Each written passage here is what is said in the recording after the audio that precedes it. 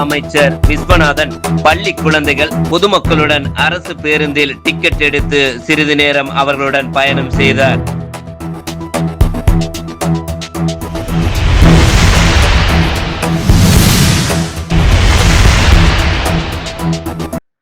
மதுரை மேலூர் சட்டமன்ற தொகுதிக்குட்பட்ட சேக்கிப்பட்டி, கச்சிராயன்பட்டி, சுமதிபுரம், கூலிப்பட்டி ஆகிய கிராமங்களிலிருந்து பள்ளி குழந்தைகள் செல்வதற்கும் பொதுமக்கள் செல்வதற்கும் போதிய பேருந்து வசதி இல்லாததால் தமிழக அமைச்சர் பே. விஸ்வநாதன் ஏற்பாட்டில் சேக்கிப்பட்டியிலிருந்து மேலூர் வரையும், கச்சிராயன்பட்டியிலிருந்து மேலூர் வரையும், சுமதிபுரம், மருதிப்பட்டி முதல் மேலூர் வரையும், கூலிப்பட்டியிலிருந்து மேலூர் வரை அந்தந்த கிராமங்களிலிருந்து நேரடியாக சென்று புதிய பேருந்து வசதியை தமிழக அமைச்சர் பே. விஸ்வநாதன் கொடியசைத்து தொடங்கி வைத்தார்.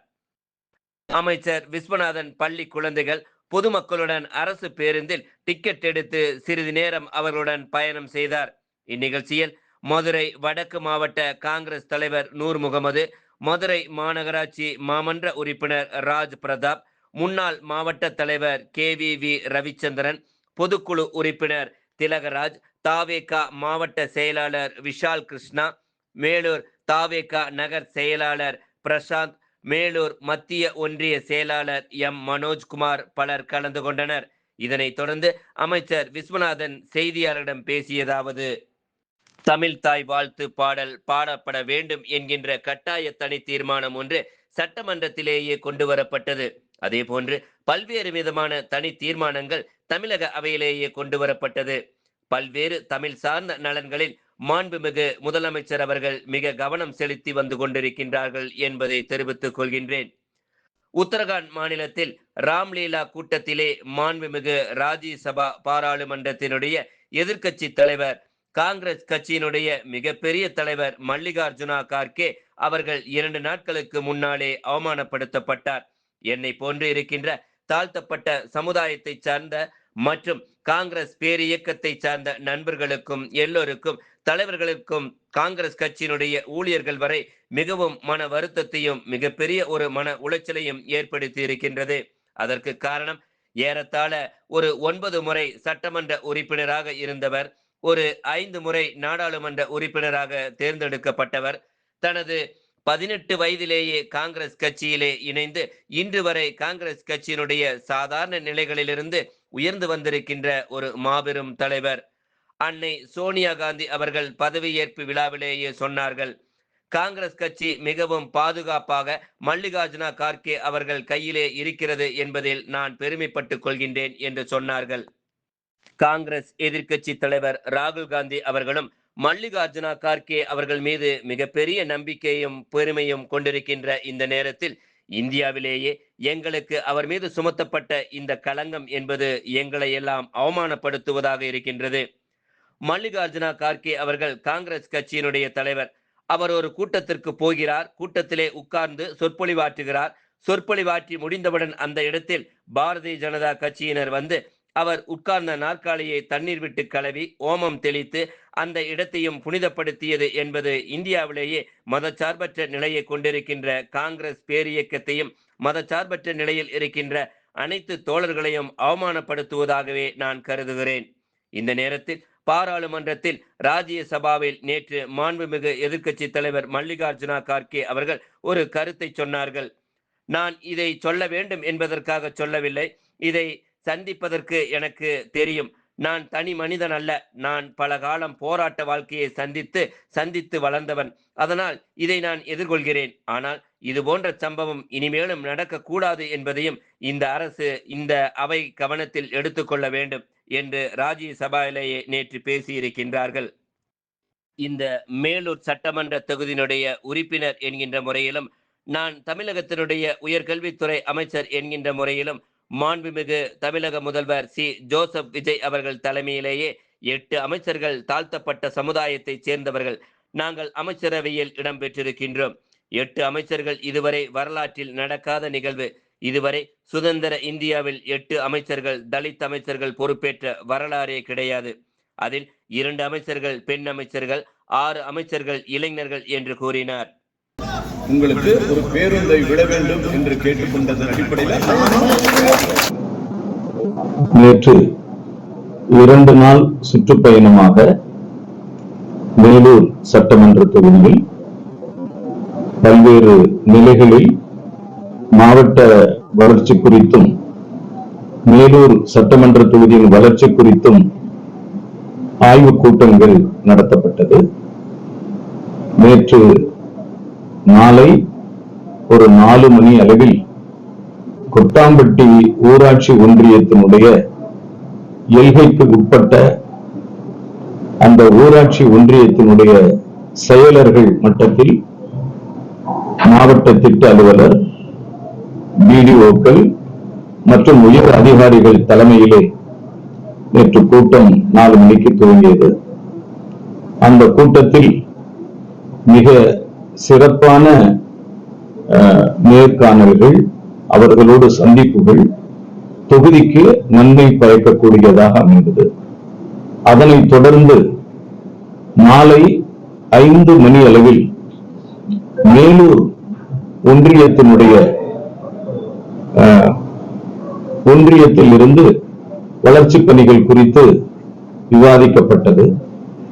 2 ஒன்றியங்களிலிருந்து வருகை தந்திருக்கிற ஏறத்தாழ ஒரு 60க்கும் மேற்பட்ட பஞ்சாயத்து செயலாளர்கள் மட்டத்தில் மிக முக்கியமான விஷயங்கள் விவாதிக்கப்பட்டது.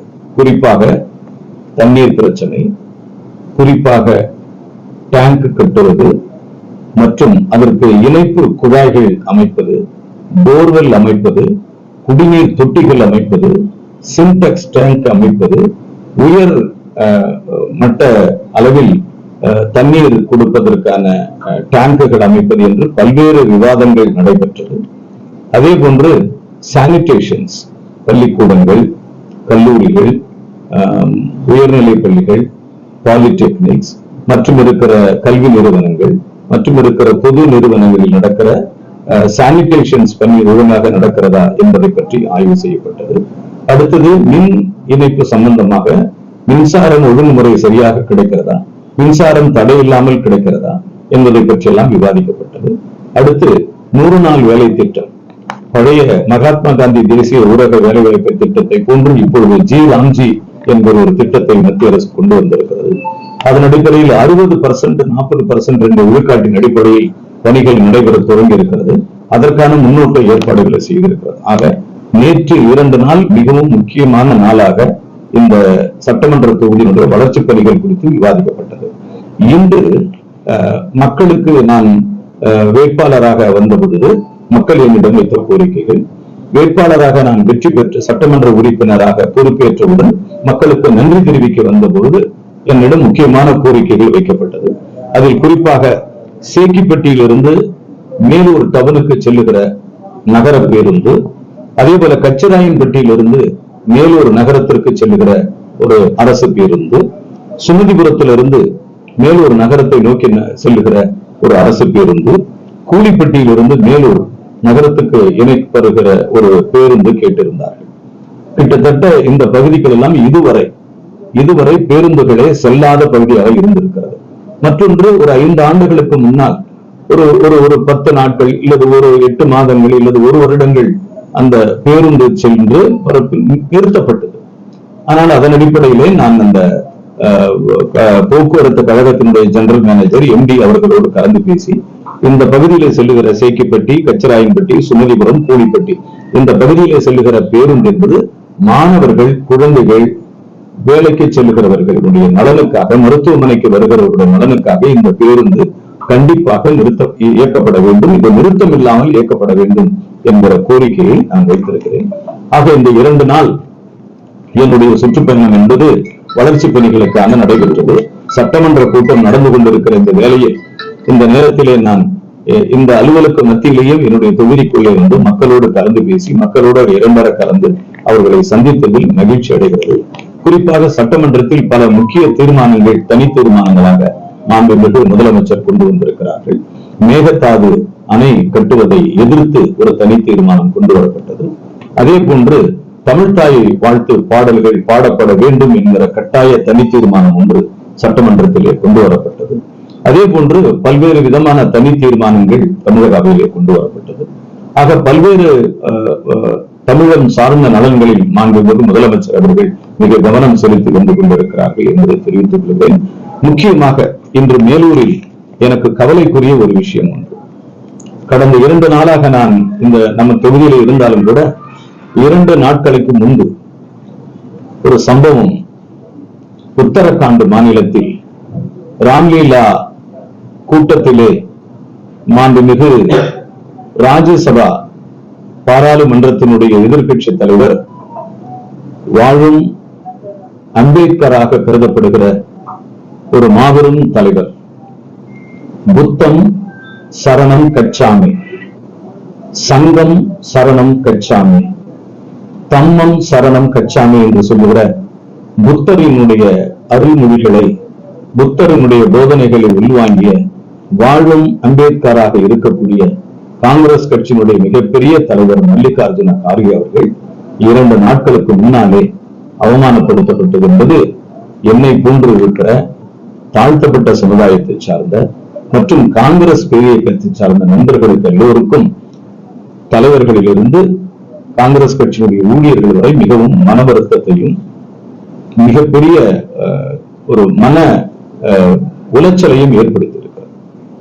அதற்கு காரணம், ஏறத்தாழ ஒரு 9 முறை சட்டமன்ற உறுப்பினராக இருந்தவர், ஒரு 5வது முறை நாடாளுமன்ற உறுப்பினராக தேர்ந்தெடுக்கப்பட்டவர், தனது 18 வயதிலே காங்கிரஸ் கட்சியில இணைந்து இன்று வரை காங்கிரஸ் கட்சியினுடைய சாதாரண நிலைகளில் இருந்து உயர்ந்து வந்திருக்கிற ஒரு மாபெரும் தலைவர். அன்னை சோனியா காந்தி அவர்கள் பதவியேற்பு விழாவிலே சொன்னார்கள், காங்கிரஸ் கட்சி மிகவும் பாதுகாப்பாக திரு மல்லிகார்ஜுன கார்கே அவர்கள் கையிலே இருக்கிறது என்று நான் பெருமைப்பட்டுக் கொள்கிறேன் என்று சொன்னார்கள். மாண்புமிகு எங்கள் காங்கிரஸ் கட்சியினுடைய எதிர்க்கட்சி தலைவர் ராகுல் காந்தி அவர்களும் மாண்புமிகு திரு மல்லிகார்ஜுன கார்கே மீது மிகப்பெரிய நம்பிக்கையும் பெருமையை வைத்துக் கொண்டிருக்கிற இந்த நேரத்தில் இந்தியாவிலே எங்களுக்கு அவர் மீது சுமத்தப்பட்ட இந்த கலங்கம் என்பது எங்களை எல்லாம் அவமானப்படுத்துவதாக இருக்கிறது. குறிப்பாக பேரறிஞராக இருக்கிற வாழும் அம்பேத்கராக இருக்கிற மல்லிகார்ஜுன் கார்கே அவர்கள் காங்கிரஸ் கட்சியினுடைய தலைவர். உலகத்திலே இருக்கிற வரலாற்று சிறப்புமிக்க ஜனநாயகத்தின் முக்கிய பண்புகளை அடிப்படையாக கொண்டிருக்கிற உலகத்தில் இருக்கிற பெரிய அரசியல் கட்சிகளில் ஒன்று. அந்த கட்சியினுடைய தலைவராக ஒரு தாழ்த்தப்பட்ட சமூகத்தைச் சேர்ந்த மல்லிகார்ஜுன் கார்கே அவர்கள் அமர்ந்திருக்கிறார்கள். அவர் ஒரு கூட்டத்துக்கு போகிறார், கூட்டத்திலே உட்கார்ந்து சொற்பொழிவாற்றுகிறார். சொற்பொழிவாற்றி முடிந்தவுடன் அந்த இடத்தில் பாரதிய ஜனதா கட்சியினர் வந்து அவர் உட்கார்ந்த நாற்காலியை தண்ணீர் விட்டு கழுகி ஓமம் தெளித்து அந்த இடத்தையும் புனிதப்படுத்தியது என்பது இந்தியாவே மதச்சார்பற்ற நிலையை கொண்டிருக்கிற காங்கிரஸ் பேரியக்கத்தையும் மதச்சார்பற்ற நிலையில் இருக்கிற அனைத்து தோழர்களையும் அவமானப்படுத்துவதாகவே நான் கருதுகிறேன். இந்த நேரத்தில் நான் பாராளுமன்றத்தில் ராஜ்யசபாவில் நேற்று மாண்புமிகு எதிர்க்கட்சி தலைவர் மல்லிகார்ஜுன் கார்கே அவர்கள் ஒரு கருத்தை சொன்னார்கள். நான் இதை சொல்ல வேண்டும் என்பதற்காக சொல்லவில்லை, இதை சந்திப்பதற்கு எனக்கு தெரியும். நான் தனி மனிதனாக அல்ல, நான் பல காலம் போராட்ட வாழ்க்கையை சந்தித்து வளர்ந்தவர். அதனால் இதை நான் எதிர்கொள்கிறேன். ஆனால் இது போன்ற சம்பவம் இனிமேலும் நடக்கக்கூடாது என்பதை இந்த அரசு, இந்த அவை கவனத்தில் எடுத்துக்கொள்ள வேண்டும் என்று ராஜ்யசபாவிலே நேற்று பேசியிருக்கிறார்கள். இந்த மேலூர் சட்டமன்ற தொகுதியினுடைய உறுப்பினர் என்ற வகையிலும், நான் தமிழகத்தினுடைய உயர்கல்வித்துறை அமைச்சர் என்ற வகையிலும், மாண்புமிகு தமிழக முதல்வர் திரு சி ஜோசப் விஜய் அவர்கள் தலைமையிலே 8 அமைச்சர்கள், தாழ்த்தப்பட்ட சமுதாயத்தைச் சேர்ந்தவர்கள் நாங்கள் அமைச்சரவையில் இடம்பெற்றிருக்கிறோம். 8 அமைச்சர்கள் இதுவரையில் வரலாற்றில் நடக்காத நிகழ்வு. இதுவரை சுதந்திர இந்தியாவில் 8 அமைச்சர்கள் தலித் அமைச்சர்கள் பொறுப்பேற்ற வரலாறே கிடையாது. அதில் 2 அமைச்சர்கள் பெண் அமைச்சர்கள், 6 அமைச்சர்கள் இளைஞர்கள் என்று பல்வேறு அளவுகளே நாங்கள் எல்லாம் இருக்கிறோம். ஆனாலும் கூட இந்த நிகழ்வு என்பது எங்களை எல்லாம் காயப்படுத்தியிருக்கிறது, மனம் உளைச்சலை ஏற்படுத்தியிருக்கிறது. இந்த வகையிலே நான் தெரிவித்துகிற கருத்து, இந்திய நாட்டின், அதாவது ஒன்றிய அரசினுடைய தலைமை அமைச்சராக இருக்கிற மாண்புமிகு பிரதமர் அவர்கள் திரு நரேந்திர மோடி அவர்கள் வேறு கதைகளை சொல்லாமல் தன்னுடைய கட்சியில் இருந்த பல்வேறு நிலைகளிலே அழைத்து ஜே.பி. நேட்டாவை கூப்பிடுவதோ அமித்ஷாவை அழைப்பதோ என்று இல்லாமல், ஊடகத்துறையில் அவர்கள் கட்சியை சார்ந்த ஊடக பிரிவு தலைவர்களை செய்தி இதற்கு பதில் சொல்லாமல், மாண்புமிகு மல்லிகார்ஜுன கார்கே அவர்கள் தாக்கப்பட்ட சம்பவத்திற்கு இந்திய நாட்டினுடைய ஒன்றிய அமைச்சரனுடைய தலைமை அமைச்சராக இருக்கிற திரு நரேந்திர மோடி அவர்கள் உடனடி நேரடியாக இதில் தங்கள் கருத்தை சொல்ல வேண்டும். இந்த நாடு சகோதரத்துவம் நிறைந்த நாடு. இந்த நாடு வேற்றுமையில் ஒற்றுமை காணுகிற நாடு. இந்த நாட்டில் இப்படிப்பட்ட தொடர் அவமானங்கள், தொடர் சாதிய வன்முறை, சாதிய கொடுமை தொடர்ந்து நடைபெற்று வருகிறது. இதற்கு நரேந்திர மோடி அவர்கள் உடனே தக்க பதிலை தெரிவிக்க வேண்டும். அதோடு மட்டுமல்ல, இந்திய நாட்டினுடைய பிரதமர், காங்கிரஸ் கட்சியினுடைய தலைவர் மல்லிகார்ஜுன் கார்கே அவர்களிடம் இதற்கு தார்மீக மன்னிப்பை நான் கேட்டுக் கொள்கிறேன், இந்த அரசு இதற்கு முழுமையாக பொறுப்பேற்றுக் கொள்ளுகிறது என்கிற ஒரு முடிவை இந்த நாட்டினுடைய ஒன்றிய அமைச்சருடைய தலைமை அமைச்சர் நரேந்திர மோடி அவர்கள் மல்லிகார்ஜுன் கார்கே அவர்களிடம் நேரடியாக அதற்கு விளக்கம் தெரிவிக்க வேண்டும். நடந்த சம்பவத்திற்கு அவரே நேரடியாக சென்று மன்னிப்பு கேட்டு நாடாளுமன்றத்தில் இருக்கிற அம்பேத்கருடைய சிலைக்கு மாண்புமிகு தலைவர், எங்கள் தலைவர் மல்லிகார்ஜுன் கார்கே அவர்களோடு சென்று எங்களுடைய வாழும் தலைவராக இருக்கிற மல்லிகார்ஜுன கார்கே அவர்களுக்கு மன்னிப்பு தெரிவித்து வருத்தம் தெரிவித்து பேரறிஞர் அம்பேத்கர் சிலைக்கு மாலை அணிவித்து தன்னுடைய மன்னிப்பை பெருந்தலைவர் எங்களுடைய மல்லிகார்ஜுன கார்கே அவர்களுக்கு செலுத்துகிற விதமாக புரட்சியாளர் பேரறிஞர் அம்பேத்கரின் சிலைக்கு முன்னாலே கடுமையாக 140 கோடி மக்களும் தெரிந்து கொள்ளுகிற அளவில் இந்த சம்பவத்திற்கு மன்னிப்பு கேட்டு வருத்தம் தெரிவிக்க வேண்டும் என்பதை பாரதிய ஜனதாவும் ஒன்றிய அரசையும் நான் கேட்டுக்கொள்கிறேன்.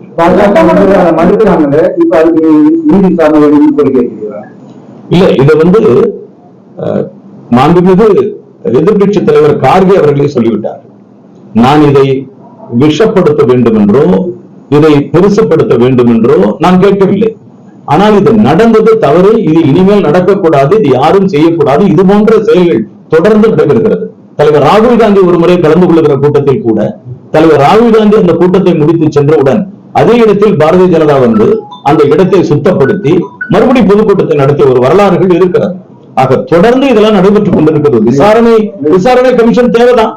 150 கோடி மக்கள், ஏறத்தாழ 60 கோடி மக்கள் வாழ்கிற தலித் மக்கள், அவர்களுடைய ஒப்பற்ற பிரதிநிதி சாதி மறந்து, மதத்தை இழந்து, மொழியை மறந்து ஒட்டுமொத்தமாக இந்திய தேசிய காங்கிரஸ் கட்சியுடைய வரலாற்று தலைவராக இருக்கிற மல்லிகார்ஜுன் கார்கே அவர்கள் மீது ஏற்படுத்தப்பட்ட இந்த பழியும், ஏற்படுத்தப்பட்ட இந்த அவமானம் ஏன் ஒரு நீதி விசாரணை வைக்கக்கூடாது? நீதி விசாரணை வைக்கணும், செய்தவர்களை தண்டிக்கப்படணும். அதுதான் நான் கேட்கிறேன். இந்த ஒன்றிய அரசனுடைய பிரதம அமைச்சர் அவர்கள் உடனே இதுக்கு நேரடியாக மாண்புமிகு காங்கிரஸ் கட்சியினுடைய தலைவர் மல்லிகார்ஜுன கார்கே அவர்களுக்கு சென்று இதற்கு தார்மீக மன்னிப்பை நேரடியாக கேட்க வேண்டும் என்பதுதான் என்னுடைய வேண்டுகோள். இது இல்லைன்னா ஏன் நடக்குது? இது என்ன சொல்றது? இது RSS கொத்தடிமை நினைக்கிறதா? நான் இதை அப்ப RSS நினைச்சா நீங்க தாழ்த்தப்பட்டவர்கள் மேடையில் இருக்கக்கூடாது, தாழ்த்தப்பட்டவர்கள் அவையில பேசக்கூடாது, தாழ்த்தப்பட்டவர்கள் நடக்கக்கூடாது என்கிற காலமாக நடைமுறைப்படுத்த வேண்டிய முறைகளை இன்னும் தொடரணும் வேணுமா? இது நாம இருக்கிறது எந்த நாடு? எல்லாம் மதம் இல்ல, சாதி இல்ல, இனம் இல்ல, மொழி இல்ல, ஒன்னா சேர்ந்திருக்கிறோம். அதுதான் இந்தியா, த கலர்ஃபுல் இந்தியா. இந்த நாட்டில சாதி துவேஷம் தேவையா? இது அவசியமா? தேவையா? இளைஞர்கள் பார்க்கிறதே இல்லை. இப்பெல்லாம் இன்னைக்கு நாட்டில் இருக்கிற இளைஞர்கள் சாதி பார்ப்பதில்லை, மதம் பார்ப்பதில்லை, மொழி பார்ப்பதில்லை. இன்னைக்கு எவ்வளவு காலங்கள் மாறி போச்சு. இந்த காலத்திலையும் ஒரு காங்கிரஸ் கட்சியினுடைய மூத்த தலைவர் உட்கார்ந்தார் என்பதனால் அவர் எழுந்தவுடனே அந்த நாற்காலியை கோமியம் ஊத்தி சுத்தி வரிப்பது, என்ன மாட்டினுடைய மூத்திரத்தை ஊத்தி சுத்தப்படுத்துவது, அந்த இடத்தை புனித நீரை கொண்டு வந்து கழுவுவதெல்லாம் அவமானத்துக்குரிய சின்னம். இந்தியாவில் வாழ்வதை வெட்கப்பட வேண்டிய ஒரு செய்தியாக இருக்கிறது. இந்த செயல்கள் நடக்க கூடாது என்பதற்கு இந்திய நாட்டினுடைய ஒன்றிய அமைச்சர், ஒன்றிய பிரதம அமைச்சர் நேரடியாக மல்லிகார்ஜுன் கார்கே அவர்களை சந்தித்து இதற்கு மன்னிப்பு கேட்டே ஆக வேண்டும் என்பது என்னுடைய வேண்டுகோள். நிச்சயமா தெரிவிப்பேன். மேலூர் சட்டமன்ற உறுப்பினர் நிச்சயமாக இதற்கான என்னுடைய கண்டனத்தை அவையிலே பதிவு செய்வேன். இது தமிழ் தாய்வாளத்துக்கு அவையில சிறப்பு தீர்மானம் கொண்டு வந்தீங்க. வர 17 அமைச்சர் நடக்கக்கூடிய கலந்துக்கிறாங்க. அதோட நிலைப்பாடு மாண்புமிகு முதலமைச்சர் அவர்கள் உத்தரவின்படி நான் செயல்படுவேன். தமிழக அரசு தனி தீர்மானம் கொண்டு வந்திருக்கிறார். இதுவரையில் அவையில் இப்படிப்பட்ட ஒரு தீர்மானம் கொண்டு வந்ததே கிடையாது. ஏனென்றால் தாய்மொழியில் தமிழ் தாய் வாழ்த்தை பாடுவதற்கு தனி தீர்மானம் கொண்டு வர வேண்டிய நிலையை மத்திய அரசு நமக்கு ஏற்படுத்தியிருக்கிறது. மத்திய அரசு நம்மை நிர்பந்தம் படுத்துகிறது. மத்திய அரசு தமிழை 3ஆம் தர குடிமக்கனாக ஆக்குகிறது. தமிழை 3ஆம் தர மொழியாக மாற்றுகிறது. என்ன புதிய கல்விக் கொள்கை புகுத்துவதின் அடையாளமாகத்தான் இதை பார்க்கிறேன். ஹிந்தி ஆங்கிலம் என்பதை இருமொழி கொள்கையாக அவர்கள் வைத்து, நாம் தமிழ் ஆங்கிலம் என்கிற இருமொழி கொள்கையாக வைத்திருக்கிறோம். ஆனால் அவர்கள் தமிழையே 3ஆம் தர மொழியாக மாற்றுவதற்கு முயற்சிக்கிறார்கள். அதை நிச்சயமாக நாங்கள் அனுமதிக்க மாட்டோம். அதை நாங்கள் எதிர்க்கிறோம். சபாநாயகர் தேதி இந்தியாவுக்கு கனிமொழி அவர்கள் மட்டும் பங்கேற்கிறாங்க. அவங்க டீ சாப்பிடணும்னு நினைச்சிருக்கலாம், அதனால அவங்க மட்டும் கலந்திருக்கலாம். மற்றவங்களுக்கு எல்லாம் தேநீர் விருந்துல விருப்பம் இல்லாமல் இருந்திருக்கலாம். மாண்புமிகு நாடாளுமன்ற உறுப்பினர் சகோதரி கனிமொழி அவர்கள் கலந்து கொண்டிருக்கலாம். கலந்து கொண்டதற்கு கதை கட்டுவதற்கு எனக்கும் வேறு விஷயம் தெரியல. எனக்கு நீங்க தான் தெரிஞ்சுக்கணும், ஏன் கலந்தாங்க, எதுக்கு கலந்தாங்க, எதுக்காக பங்கெடுத்தாங்க நீங்க கேட்டு சொல்லு. இந்தியா கூட்டணியில கண்டிப்பா வரணும், வர வேண்டும் என்று எதிர்பார்க்கிறோம். வரணும், வரலாம், வருவாங்க. அந்த நம்பிக்கை எனக்கு இருக்கிறது. கண்டிப்பா எதிர்காலத்தில் இது நடந்தே தீரும்.